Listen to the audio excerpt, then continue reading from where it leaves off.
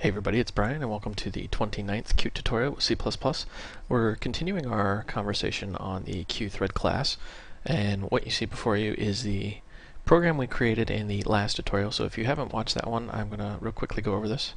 We've got our main.cpp, which we are including a mythread.h, and we're just creating three versions of that thread as a name variable, so we're setting the name 3 times and starting it. And it's a very simple class. It just inherits QThread and it overrides run. And when we go in here, the run function simply prints out running with the name, and then it prints out the name and the current number, and it loops for 1,000 times. Alright, so now that we've covered all that, let's talk about priority a little bit. Remember from our last conversation when I showed you Task Manager, each process had a certain priority. Well, you can specify how you want these threads to run. So let's just take the first thread and we'll say QThread and we'll say highest priority. So we're going to say thread 1 has the highest priority. So when the CPU is granting out time slices to not just this process but to each thread, it's going to say thread 1 has the highest priority. And let's actually say thread 3, same thing. I want to show you what's going to happen here. So thread 1 and thread 3 have the highest priority. Thread 2 is just normal. So let's run this. And when our application runs, you notice how everything stops except for 2.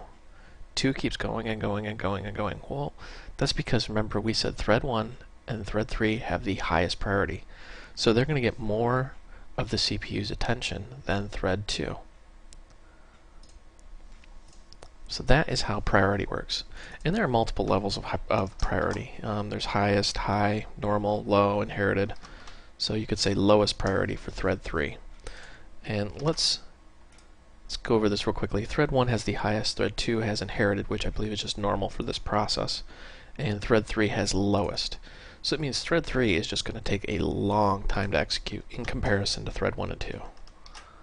Compile and run. And you see, sure enough, thread 3, he was the last one in the race here.